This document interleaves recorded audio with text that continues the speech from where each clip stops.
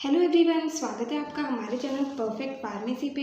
मैं हूं सुनीता कंवर और आज के वीडियो के अंदर हम जो फार्माकोग्नोसी फर्स्ट की 4 यूनिट डिस्कस कर रहे थे उसी को कंटिन्यू करेंगे। तो इससे पहले हम लोग एल्केलॉइड्स, ग्लाइकोसाइड्स एंड फ्लेवोनॉइड्स के बारे में जो है वो डिस्कस कर चुके हैं।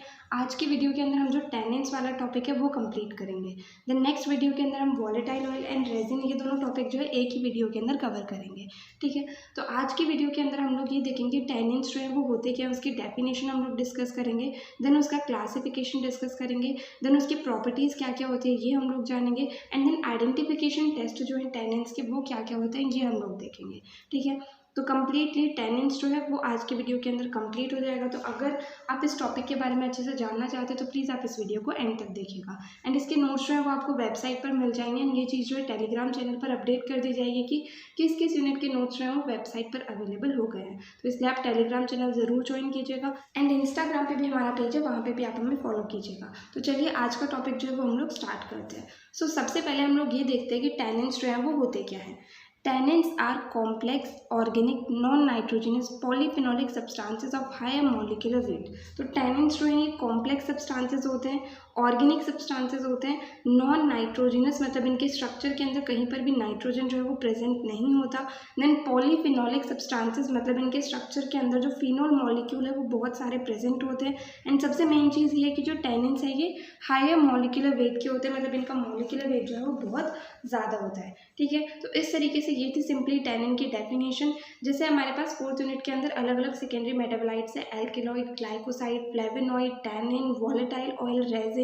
तो इनमें से किसी की भी सिंपली डायरेक्टली 2 मार्क्स के अंदर डेफिनेशन पूछी जा सकती है। तो वो डेफिनेशन जो है वो हमें अच्छे से आनी चाहिए। तो अगर टैनिन्स की डेफिनेशन पूछी जाती है तो हम सिंपली ये डेफिनेशन जो है वो लिख सकते हैं। एंड साथ में 1-2 टैनिन के एग्जाम्पल जो है वो हम वहाँ पर लिख सकते हैं। ठीक है, नो जो टैनिन्स हैं इनकी सबसे मेन प्रॉपर्टी जो होती है वो होती है एस्ट्रिंजेंट प्रॉपर्टी।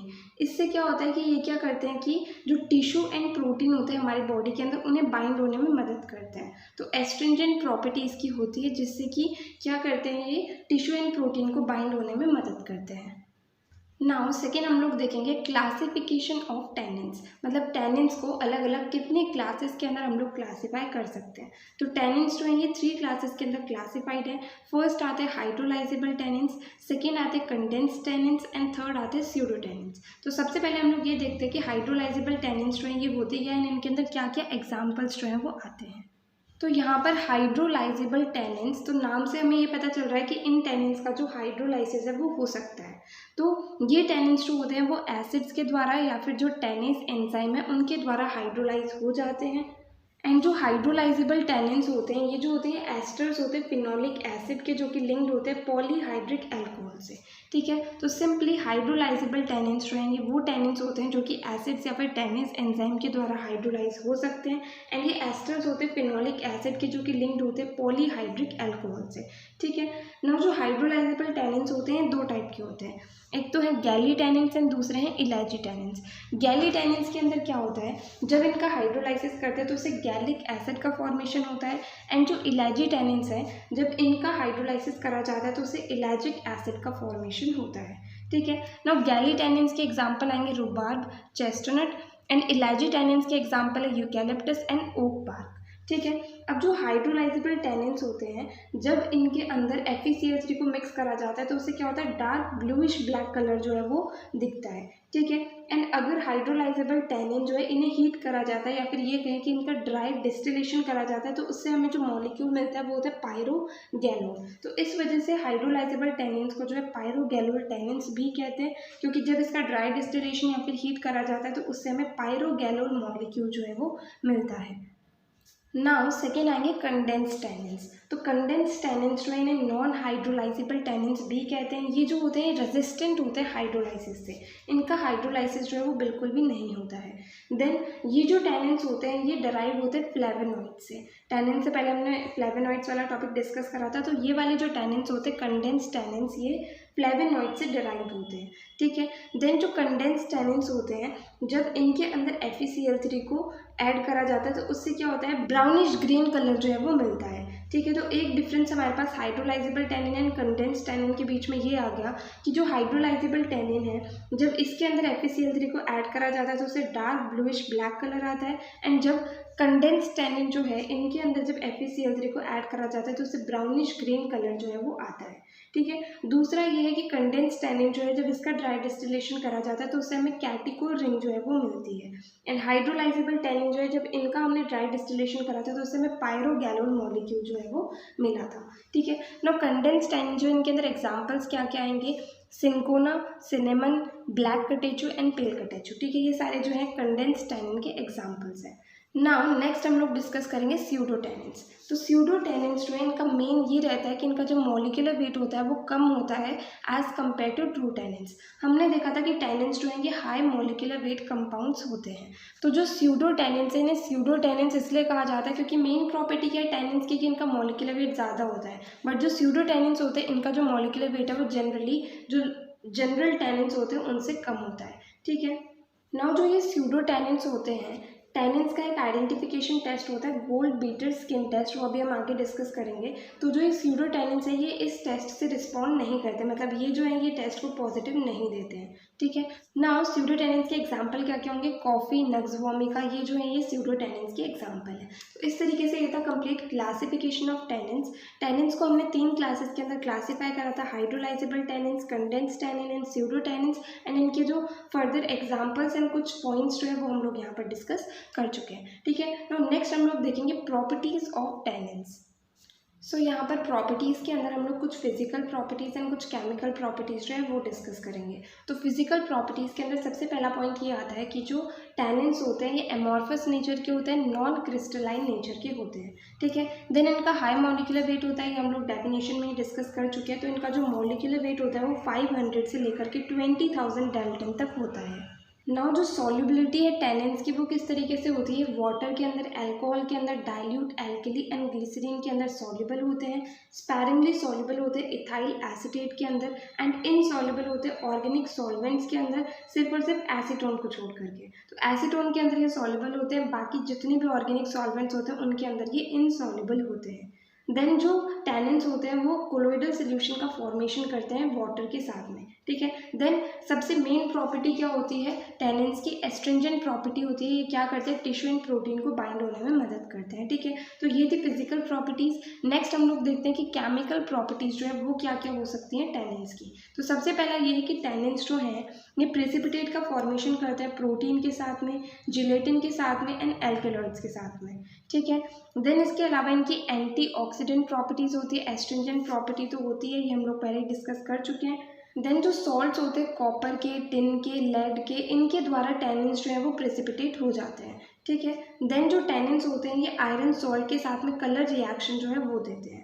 नाउ जो प्रॉपर्टीज़ होती हैं टैनिन्स की, इसके अंदर हम फिजिकल प्रॉपर्टीज़, केमिकल प्रॉपर्टीज़ अलग अलग पॉइंट करके लिखिए, कोई ज़रूरी नहीं है, बस कंप्लीट प्रॉपर्टीज़ जो है वो जितने मार्क्स का क्वेश्चन पूछा गया उसके अकॉर्डिंग हमें वहाँ पर लिखनी होंगी, जितनी भी प्रॉपर्टीज़ हमें याद है वो, ठीक है। ना हम लोगों ने एक पॉइंट देखा था कि टैनिन्स जो हैं इसके अंदर हाइड्रोलाइजेबल टैनिन को अगर हम FeCl3 इसके अंदर ऐड करते हैं तो ब्लूइश ब्लैक कलर जो है वो फॉर्म होता है। एंड जो कंडेंस टैनिन या फिर नॉन हाइड्रोलाइजेबल टैनिन होते हैं जब इनके अंदर हम फेरिक क्लोराइड को ऐड करते हैं तो उससे ब्राउनिश ग्रीन कलर जो है वो बनता है। तो ये चीज़ हमें यहाँ पर याद रखनी है। नाउ अगर हम कुछ यूजेस देखें टैनिन्स के, तो टैनिन्स के यूजेस क्या क्या हो सकते हैं, एस्ट्रिंजेंट प्रॉपर्टी की वजह से इन्हें एक्सटर्नली यूज़ करा जा सकता है हीलिंग एजेंट के रूप में, मतलब कोई भी इंजरी हो गई या कोई भी घाव हो गया शरीर पर तो उसके ऊपर हीलिंग एजेंट के रूप में जो है हम टैनिन्स को यूज़ कर सकते हैं। देन अगर थोड़ा बहुत कहीं पर जल जाता है तो वहाँ पर भी टैनिन्स को यूज़ करा जाता है। अल्सर के ट्रीटमेंट के अंदर भी टैनिन्स को यूज़ करा जा सकता है। देन एंटीसेप्टिक के रूप में भी इसे यूज़ किया जा सकता है। देन इंटरनली इसे डायरिया को ट्रीट करने के लिए यूज़ करा जाता है। एंटीडोट मतलब पॉइजनिंग के ट्रीटमेंट के अंदर भी इसे यूज़ किया जाता है, जैसे जो हैवी मेटल पॉइजनिंग हो गई या फिर एल्कलॉइड्स की पॉइजनिंग हो गई तो उसे ट्रीट करने के लिए एंटीडोट के रूप में टैनिन्स को यूज़ किया जा सकता है। नाउ लास्ट टॉपिक हमारे पास बचता है आइडेंटिफिकेशन टेस्ट ऑफ टैनिन्स, तो वो हम लोग यहाँ पर देखते हैं। सो आइडेंटिफिकेशन टेस्ट का सिंपली मतलब क्या होता है, कोई भी हमारे पास गिवन सैंपल है तो वो क्या है। जैसे हमारे पास एक सैंपल है, वो टैनिन है, एल्केलॉइड है, फ्लेवोनॉइड है, क्या है, तो उस चीज़ के लिए अलग अलग आइडेंटिफिकेशन टेस्ट लगते हैं। तो अगर कोई भी टेस्ट, जैसे टैनिन का टेस्ट हम लोग गोल्ड बीटा स्किन टेस्ट लगा रहे हैं, तो हम पूरा प्रोसीजर फॉलो करते हैं। उससे अगर वो पॉजिटिव टेस्ट हमारे पास आता है तो इससे हमें ये पता चलता है कि गिवन सैंपल जो है उसके अंदर टैनिन्स जो है वो प्रेजेंट है। ठीक है, तो इस तरीके से हम लोग यहाँ पर आइडेंटिफिकेशन टेस्ट देखेंगे टैनिन्स के। तो 5 टेस्ट है हमारे पास। फर्स्ट है gold beater skin test, second है जिलेटिन टेस्ट, थर्ड है फेरिक क्लोराइड टेस्ट, फोर्थ है पैनाजॉन टेस्ट एंड फिफ्थ है मैचस्टिक टेस्ट। तो सबसे पहले हम लोग ये देखते हैं कि जो गोल्ड बीटर स्किन टेस्ट है इसके अंदर होता क्या है। तो सबसे पहले तो गोल्ड बीटर स्किन जो है इसका क्या मतलब है, तो जो ऑक्स होती है उसकी इंटेस्टाइन से एक मेम्ब्रेन बनाई जाती है, उसे जो है गोल्ड बीटर स्किन कहा जाता है। अब जो है गोल्ड बीटर स्किन होती है इसे HCl के अंदर कुछ देर के लिए डाल के रखा जाता है, देन उसे डिस्टिल्ड वाटर से साफ कर लिया जाता है एंड देन उसे सैंपल जो हमारे पास है उसके अंदर 5 मिनट के लिए रखा जाता है। ठीक है, देन उसे वापस से डिस्टिल्ड वाटर से वॉश कर लिया जाता है, देन उसे 1% पैरासल्फेट सोल्यूशन के अंदर ट्रांसफर करा जाता है। अगर वहाँ पर ब्राउन या फिर ब्लैक कलर जो है स्किन हमें दिखती है, ब्राउन या ब्लैक कलर की वो हो जाती है, तो इसका मतलब ये है कि टैनिन्स जो है वो गिवन सैंपल के अंदर प्रेजेंट है। ठीक है, सिंपली मैं एक बार और बता देती हूँ इसका प्रोसीजर। सबसे पहले क्या करते हैं, जो गोल्ड बीटर की स्किन होती है उसे HCl के अंदर सोक करा जाता है, देन उसे डिस्टिल्ड वाटर से साफ कर लिया जाता है।